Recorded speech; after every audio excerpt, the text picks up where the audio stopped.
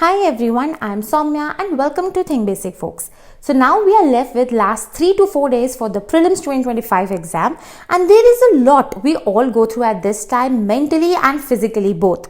From the stress and anxiety regarding the fear of failure, to the lack of concentration and retaining capacity of our mind, to the extreme sleep deprivation increasing our body's vulnerability to even more stress. And ये सब हम सफ़र करते हैं to achieve just one goal, that is to clear prelims no matter what at any cost. But now, what if I tell you that there are few last minute basic hacks on which if you focus right now in these last 2-3 days left, you will be able to outcompete your competitors easily and have a much more brighter chance of clearing this exam. फिर चाहे at present हम अपनी preparation से satisfied हो या नहीं, या हमारा सिलेबस या रिवीजन कंप्लीट हुआ हो कि नहीं, ठीक है। देखो, I have already said it multiple times that no matter how hard we try, ऐसा कभी कोई दिन नहीं आएगा दैट व्हेन वी फील कि इस एग्जाम के लिए हमने सब कुछ पढ़ लिया हो। लेकिन हाँ, आपने अपनी सराउंडिंग में फिर ये भी जरूर देखा होगा कि जिसका भी प्रीलिम्स एक बार निकल जाता है ना, उसका प्री फिर कभी रुकता नहीं है, हर बार प्री क्लियर ही होता है, फिर चाहे उसका मेंस क्लियर हो या ना हो। Even Shakti Dubey ma'am, All India Rank 1, or Harshita ma'am, All India Rank 2, and many more toppers have the similar history. So that's why आज हम ऐसे ही कुछ last minute hacks को डिस्कस करेंगे जो this particular aspirants use for their benefit and जिन्हें अब हमें भी लास्ट के बचे दिन में यूज करना मैंडेटरी है अगर हमें प्री क्लियर करना है एंड मेंस लिखना है। So these are that what should we revise now in last 2-3-4 days left in the entire syllabus, how we should attempt the paper logically, how we should solve the clueless questions using the simple elimination methods, because देखो यार, हम सबको पता है that out of 100 questions हमें बस hardly, अगर बहुत ज़्यादा हम चाहे जितना भी पढ़ लेना, हार्डली 30 to 40 questions ही ऐसे मिलेंगे जिनके हमें 100% आंसर्स बिल्कुल एब्सोल्युटली करेक्ट पता हो। अदरवाइज हमें बाकी क्वेश्चंस में हमें आंसर डिड्यूस ही करना पड़ता है using the logical method or the intelligent guesswork or many other elimination techniques. ठीक है, so I will be discussing that part also. And the last is that what should be our mindset at this point of time of prelims, because ये भी एक बहुत major role play करता है कि हम अपना peak performance achieve कर पाएंगे एग्जाम में कि नहीं, ठीक है। बट यस, इसी के साथ आपकी ये भी क्वेरी कंटिन्यूसली आ रही थी कि पढ़ने के बाद हम प्रैक्टिस कहाँ से करें, कैसे सेल्फ इवैल्यूएट करें एंड कैसे इंप्रूवमेंट लाएं अपनी प्रिपरेशन में। So keeping this in mind, I will recommend today textbook pass elite program of textbook.com। इस प्रोग्राम में आपको प्रीलिम्स के लिए मोर देन 300 टेस्ट मिलेंगे, जिससे आपकी प्रिपरेशन डेडिकेटेड वे में होती रहेगी। आपको सिर्फ टेस्ट ही नहीं बल्कि प्रीवियस ईयर क्वेश्चंस भी यहाँ मिलेंगे, जहाँ से आपको पूरे पेपर का ट्रेंड एंड पैटर्न समझ आ सकेगा। इसमें आपको सिर्फ प्रैक्टिस ही नहीं बल्कि डेली करंट अफेयर्स के लिए क्विक समरी शीट्स भी मिलेंगी एंड पूरे सिलेबस की कवरेज के लिए, रिवीजन के लिए स्पेशली शॉर्ट चीट शीट्स भी प्रोवाइडेड होंगी, जिससे लास्ट मिनट रिवीजन करने में आपकी बहुत हेल्प होगी। इनफैक्ट टेक्स्ट बुक के इस पास एलीट प्रोग्राम में आपको मेंस के लिए भी प्रॉपर टेस्ट भी मिलेंगे, जहां से आप अपने आंसर्स को सेल्फ इवैल्यूएट कर सकोगे, इंप्रूव कर सकोगे। सो इस प्रोग्राम को अभी ज्वाइन करो यूजिंग माय कोड थिंक22 to avail straight 10% discount. Link और कोड डिस्क्रिप्शन में मेंशन है। जल्दी से इसमें एनरोल करो और अपना पहला मॉक कब देने वाले हो कमेंट में जरूर बताओ। तो चलिए अब सबसे पहले हम डिस्कस कर लेते हैं that what are the most important topics जो हमें हर एक सब्जेक्ट से इन लास्ट डेज में रिवाइज करना बहुत ज़्यादा ज़रूरी है, बिकॉज यहाँ से एग्जाम में यूपीएससी आपसे भर भर के क्वेश्चन पूछेगा and I can guarantee you that out of 100 question 70 to 75 question आपको इन्हीं टॉपिक से मिलने वाले हैं।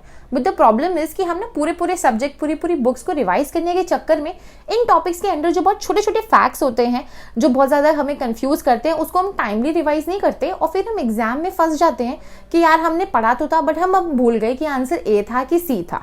तो इस तरीके की प्रॉब्लम में आप ना पढ़ो, बस अभी यही रिवाइज करो एंड अगर जब तक आपने इन टॉपिक्स पे कमांड नहीं बनाई हुई है तभी आप किसी और टॉपिक को रिवाइज करने के लिए जाना in all these subjects.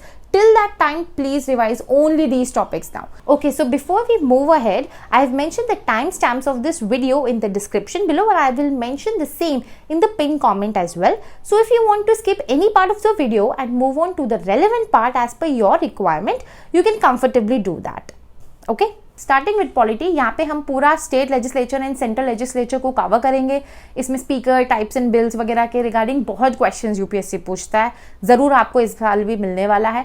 Now next important topics is fundamental rights, DPSP and fundamental duties, very very important topics, ठीक है, ये यहाँ से आपको क्वेश्चंस मिलेंगे। कॉन्स्टिट्यूशन के रिगार्डिंग कितने पार्ट्स हैं, कौन से शेड्यूल्स हैं, ठीक है, इसमें मैच द फॉलोइंग का भी आ जाता है। या इस समय जो इस बारी पेयर वाले क्वेश्चंस आजकल चलने लग गए हैं since last 2 to 3 years, that all above pairs are correct, 3 are correct, 2 are correct, वो यहाँ से बहुत इजीली क्वेश्चंस बनाए जा सकते हैं, even from important articles and important amendments like 42nd और the 44th। Then making of constitution कैसे हुआ, प्रियम्बल वगैरह हो गया, ये सब आपको कवर करना है अंडर द कॉन्स्टिट्यूशन पार्ट। उसके बाद आपका आता है नेक्स्ट टॉपिक, दैट इज पूरा यूनियन एंड स्टेट एग्जीक्यूटिव।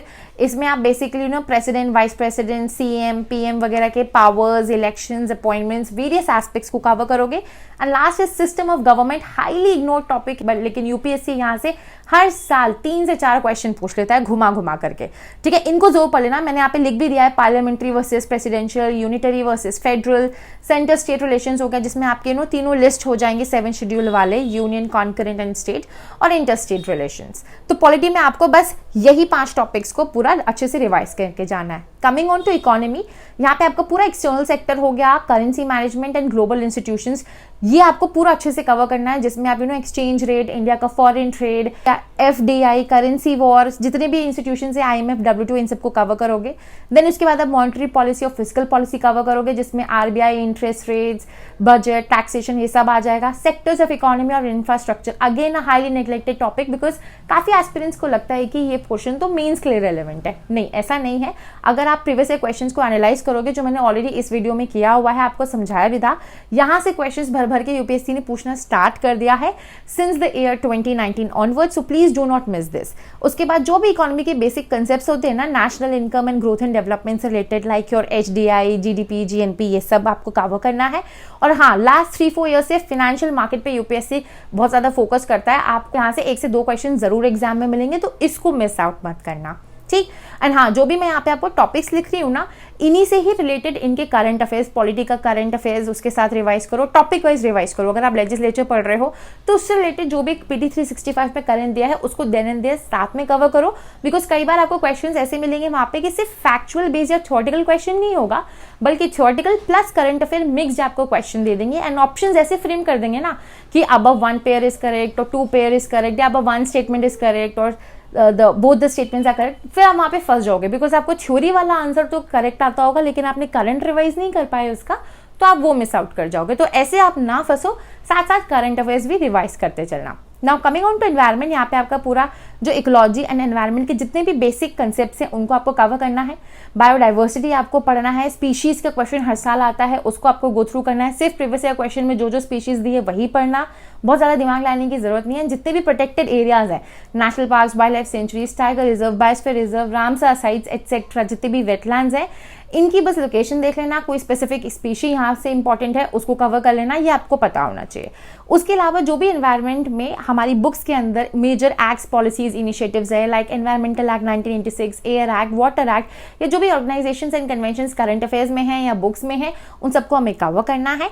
उसके साथ साथ हमें पोल्यूशन एंड क्लाइमेट चेंज वाले टॉपिक को पूरा अच्छे से कवर करना इन डेप्थ। यहाँ पे मैं आपको एक ट्रिक बता देती हूँ, ज्यादातर पोल्यूशन से क्वेश्चन पूछा जाता है पोल्यूटेंट्स के कॉजेस के रिगार्डिंग, कि किस वजह से ये पोल्यूटेंट जो है हमारे एटमॉस्फेयर में, हमारे एनवायरमेंट में रिलीज होता है, ठीक। Then renewable energy is one of the various favourite topics of UPSC since last 3-4 years. यहाँ से करंट अफेयर बेस्ड क्वेश्चन आपसे जरूर पूछेगा।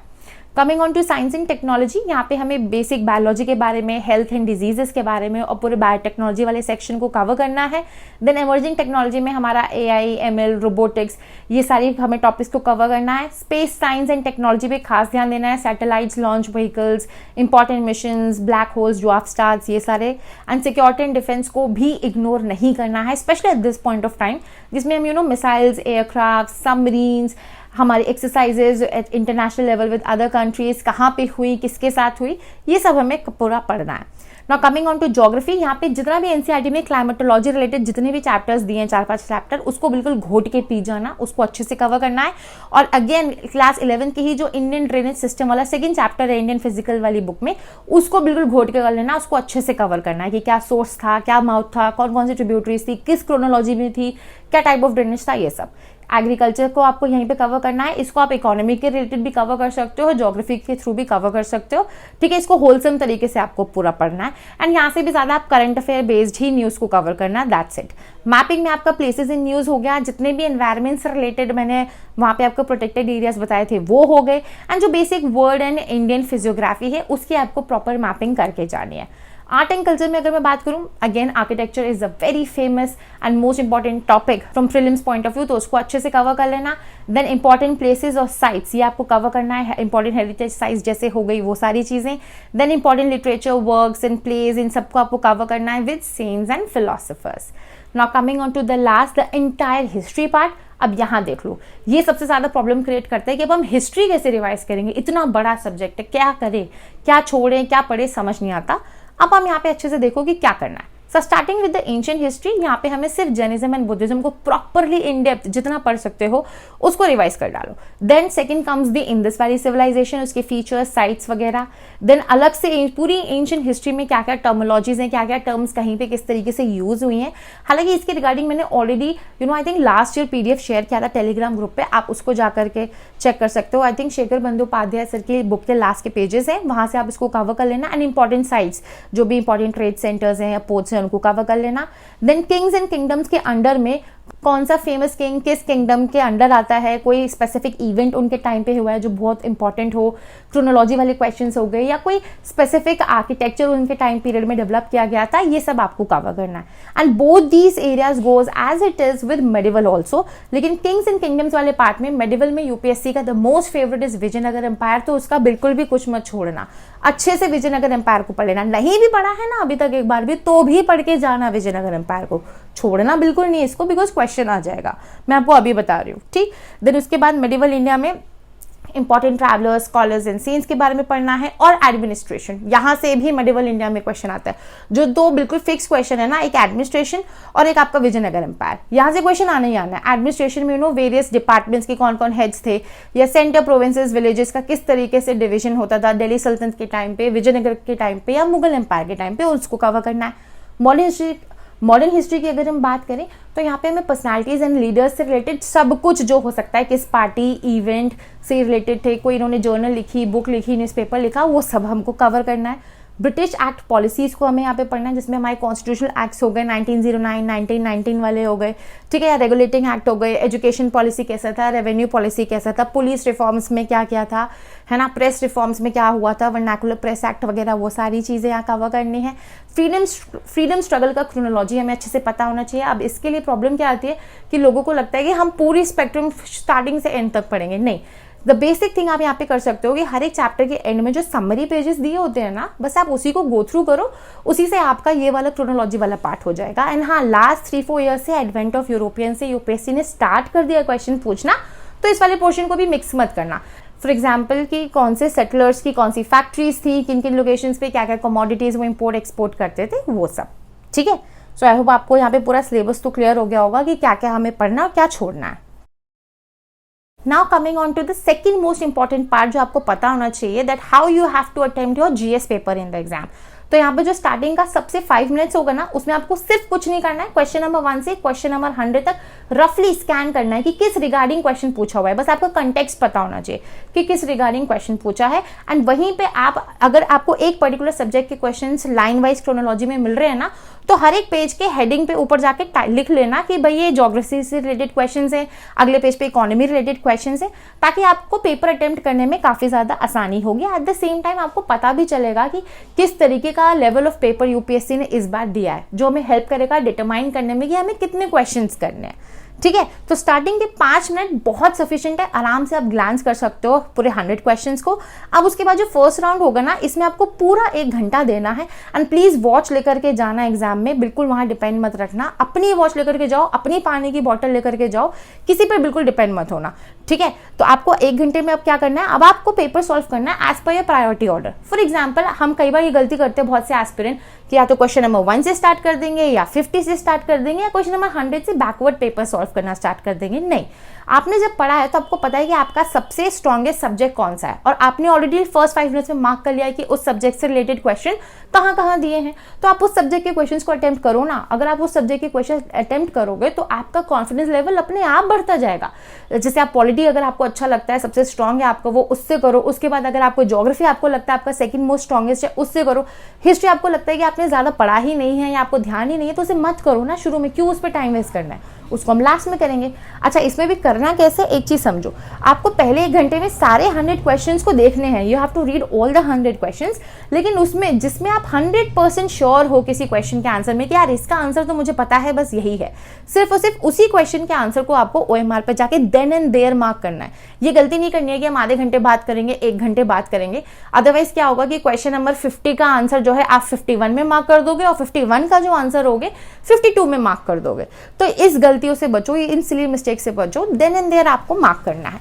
ठीक, उनको तो आपने मार्क कर दिया। अब आपको क्योंकि सारे 100 क्वेश्चंस पढ़ने हैं, तो आपको ऐसे क्वेश्चंस भी मिलेंगे जिसमें आप 2 ऑप्शंस में कंफ्यूज हो, तो आप उनको सर्कल मार्क कर लो। ये आपका एक इंडिकेशन है कि सिर्फ सर्कल वाले क्वेश्चंस मुझे राउंड 2 में देखने हैं। नाउ कमिंग ऑन टू, आपको ऐसे क्वेश्चंस भी मिलेंगे जहां पे आपको सिर्फ एक ही ऑप्शन का आइडिया है कि यार ये तो आंसर नहीं है, बाकी 3 का मुझे पता नहीं। तो ये जो 33% प्रोबेबिलिटी वाले क्वेश्चन है, इनको स्क्वायर मार्क कर लो अपने लिए। आपको पता होना चाहिए स्पेसिफिकली एक सेकंड का वहां पे वैल्यू है। अगर आपको अपनी माइंडेड पीक परफॉर्मेंस अचीव करनी है, so you have to do these little tips and bits here and there, जो आपको हेल्प करेंगी टाइम सेव करने में, और आपका माइंड भी बहुत रैशनली और कॉन्फिडेंस के साथ वर्क करेगा। ठीक, अगर आपको ऐसे क्वेश्चंस भी डेफिनेटली मिलेंगे जिसके बारे में आपको बिल्कुल आइडिया नहीं है, तो उसमें एक क्रॉस लगा दो, सिंपल। शुरू के 1 घंटे में आपने एक काम कर लिया और 5 मिनट और आपने स्टार्टिंग के दे दिए। अब जो आपका राउंड 2 आएगा, that is will be of 40 minutes, because यहाँ पे इन 40 मिनट्स में हमें सबसे पहले हमारा प्रायोरिटी है, जितने भी हमने सर्कल मार्क किए ना 50% प्रोबेबिलिटी वाले क्वेश्चंस, उनको हमें सॉल्व करना है using knowledge, logic, elimination, intelligent guess work, सब कुछ लगा करके। अब यहाँ पे आपको इन क्वेश्चंस को बिल्कुल नहीं छोड़ना है, इनको सारे मार्क करो, बिकॉज एक वर्स्ट केस लेकर के चलो कि आपने 33 क्वेश्चन ऐसे मार्क किए और आपके बस 12 ही सही हुए और 21 गलत हो गए, तब भी तो यार आप नेट पूरा 10 मार्क्स पॉजिटिव में अचीव ही कर पाए हो। So there is a very very high chance कि यहाँ से आप अगर इन क्वेश्चंस को अटेम्प्ट करोगे तो यहाँ से पॉजिटिव मार्क्स ही लेकर के जाओगे, जो आपके रिजल्ट में एड ऑन होंगे। So don't miss these questions. And जो लास्ट राउंड होगा उसको आप 15 मिनट्स का रखिए, बिकॉज यहाँ पे हम सिंपल मारेंगे, देखो इंटेलिजेंट तुक्का। यहाँ पे जो भी आपने 33% प्रोबेबिलिटी वाले क्वेश्चन है स्क्वायर मार्क जो किए हैं, या जिनके बारे में आपको घंटा कुछ आइडिया नहीं है ना, उनको अब आपको यहाँ पे ट्राई करना, सॉल्व करना using logic and intelligent guess work. ठीक, सो आई होप अब आपको यहाँ पे समझ आ गया होगा कि पेपर कैसे अटेम्प्ट करना है जीएस का। बात रही सीसैट की, तो यहाँ पे देखो सीसैट में द वेरी फर्स्ट टारगेट है कि हमें बिल्कुल भी सारे के सारे 80 क्वेश्चन सॉल्व नहीं करने हैं, दिल पे बिल्कुल नहीं लेना है। शुरू के यहाँ पे आप 10 मिनट लो, सारे 80 क्वेश्चंस को पढ़ो और वहां से फिगर आउट करो कि आपके लिए इजी 50 क्वेश्चंस कौन से हैं। जैसे आपके डायरेक्शन के हो सकते हैं, कोडिंग डिकोडिंग का हो सकता है, या कॉम्प्रिहेंशन के क्वेश्चंस हो सकते हैं, तो उनको आप बस मार्क कर लो। और जो नेक्स्ट 50 मिनट्स होंगे ना, उन 50 क्वेश्चंस में से 25 क्वेश्चंस को सॉल्व कर लो बड़े आराम से, और उसके बाद आपके पास पूरा 1 घंटा बचेगा, तब आप 25 क्वेश्चन और सॉल्व कर लो, बिकॉज आपने सारे 80 क्वेश्चंस देख लिए, फिर उसमें से 50 डिड्यूस किए हैं कि यार मैं यही करूंगा। प्रॉब्लम क्या होती है कि अगेन हम क्वेश्चन नंबर 1 से सीधे क्रोनोलॉजी में स्टार्ट करते हैं, पेपर हमारा कंप्लीट नहीं हो पाता, हम सारे क्वेश्चंस पढ़ भी नहीं पाते, एंड आफ्टर एग्जाम हमें लगता है कि यार क्वेश्चन नंबर 70 to 80 जो लास्ट के 10 क्वेश्चन थे वो तो बहुत इजी थे, शायद यार वो मैं अगर कर लेती या कर लेता तो मुझे पता होता कि 100% मेरा सीसैट तो क्लियर ही है। ठीक है, तो इस चीज का ध्यान रखना। अब आपको समझ में आ गया है कि कैसे सीसैट और जीएस का पेपर अटेम्प्ट करना है। Coming on to the thing कि कितने क्वेश्चंस हमको अटेम्प्ट करने हैं, तो वो आप यहाँ पे समझ लो।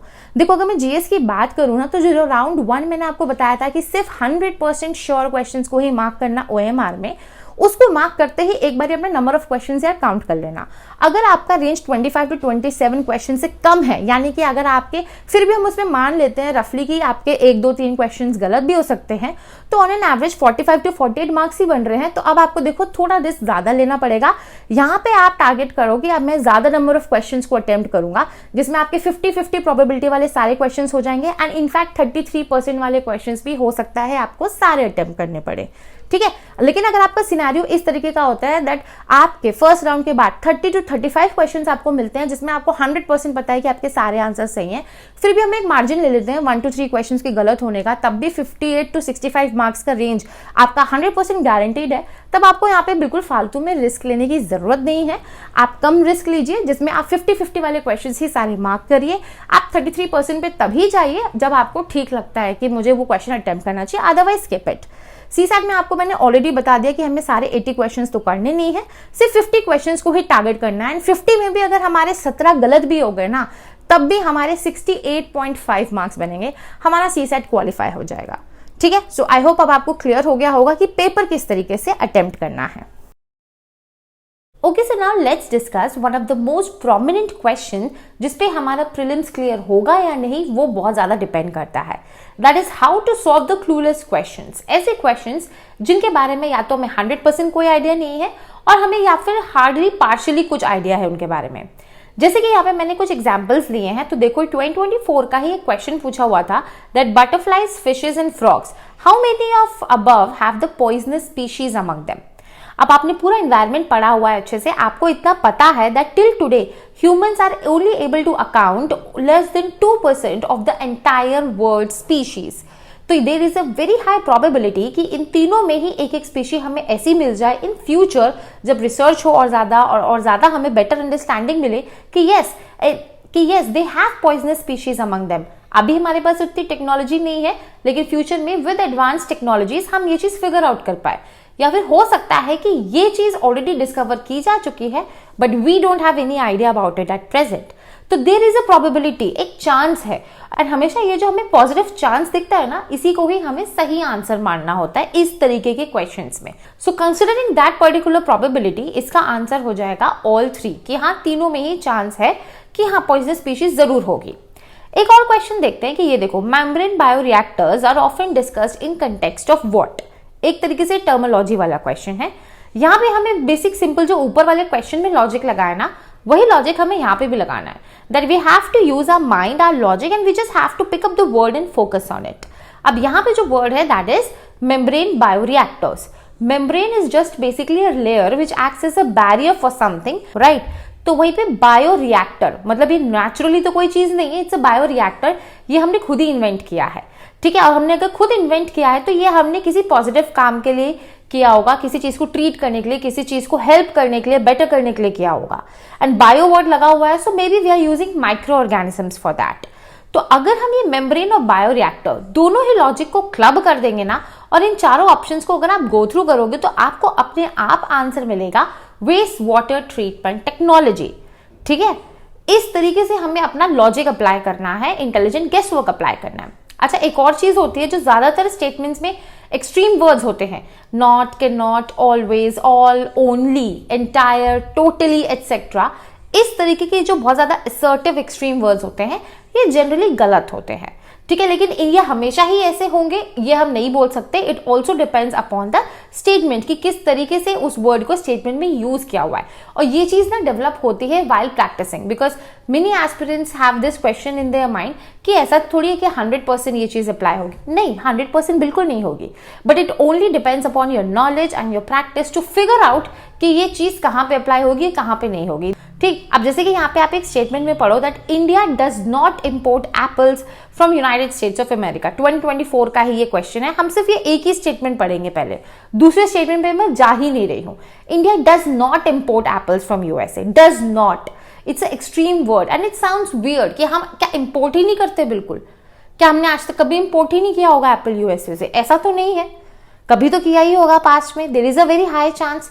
तो हमेशा इस चीज को समझो कि जो not, can not, always, entire, only, इस तरीके के जो एक्सट्रीम वर्ड्स हैं ये जनरली रॉन्ग होते हैं। और अगर मैं इस स्टेटमेंट को रॉन्ग मानूंगी ना, तो यहाँ पे मेरा option A, option B and option C, ये तीनों की तीनों जो है गलत हो जाएंगे और मुझे अपने आप ही आंसर मिल जाएगा, दैट इज ऑप्शन डी।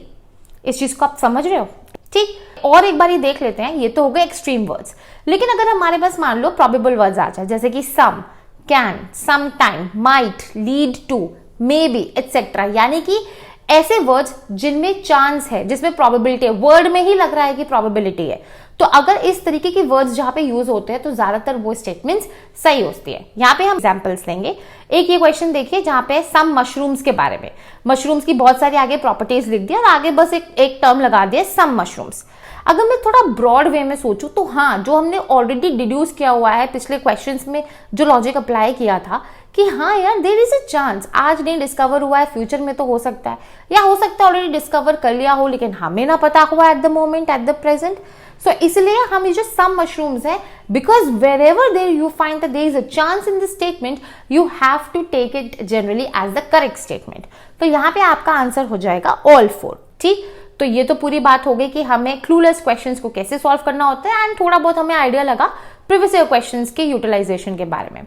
अब एक बार ये लास्ट चीज देख लेते हैं, that is what we have to do now in these last 2-3 days with respect to our mindset. तो ये बेसिकली पीस ऑफ एडवाइस और वर्ड ऑफ क्वेश्चन है जो मैंने लास्ट वीडियो में भी रिपीट किया था। वही सेम चीज मैं आपको दोबारा यहाँ बताऊंगी because it is very important कि इस टाइम पे हम अपने प्रिपरेशन को बिल्कुल भी किसी से ना कंपेयर करें। हमें अपने हार्डवर्क को बिल्कुल भी अंडर एस्टिमेट नहीं करना है कि ये मेरा ये छूट गया, मैंने क्वेश्चंस प्रैक्टिस नहीं किए, मैंने तो कोई मॉक नहीं लगाया, मैंने सी सेट का एक क्वेश्चन भी सॉल्व नहीं किया है अभी तक, अब मैं क्या करूं, मेरा तो आर्ट एंड कल्चर पूरा छूट गया, मेरा पॉलिटी छूट गया। नहीं, don't compare your preparation with others और don't underestimate your hard work. अगर आपका कोई चीज छूटा है तो 100% किसी और का भी कुछ ना कुछ जरूर छूटा है। You have to trust your hard work, your efforts. मैंने आपको लास्ट वीडियो में भी बताया था that I could not able to complete the 20% of the syllabus, but I just marked 65 questions and despite that I cleared prelims with a good margin of 110 marks. तो वो इसीलिए होता है बिकॉज आपने जितना पढ़ा है, आपकी कमांड उसके ऊपर बहुत स्ट्रांग है और आपको पता है कि यहाँ से क्वेश्चन जरूर पेपर में आएगा, चाहे फिर और कहीं से आए या ना आए। वो सारे कौन से टॉपिक्स है वो ऑलरेडी मैंने आपको ऊपर बता दिए। दूसरा जो एक मोस्ट इंपॉर्टेंट चीज हमारे माइंड में घूमती है कि इस टाइम पे ना बहुत सारी इस चीज की रिगार्डिंग बात होती है कि हम कितने क्वेश्चंस करें, 50 करें, 60 करें, 80 करें, 90 करें, 100 क्वेश्चंस करें, because they are many toppers जो आप ये भी अपना एक्सपीरियंस शेयर करते हैं that they did all 100 questions. तो यार देखो, ऐसा कोई फिक्स नंबर नहीं होता है, it all depends upon the level of paper and your accuracy and उसको भी जज करने का तरीका मैंने आपको अभी ऊपर बता दिया कि फर्स्ट राउंड में जब आप क्वेश्चंस मार्क कर लोगे ना अपने 100% श्योर वाले, आपको तभी समझ में आ जाएगा कि क्या पेपर का लेवल है एंड अगर रिस्पेक्टिव ऑफ दैट आपको कितने क्वेश्चंस अब अटेम्प्ट करने चाहिए पेपर में।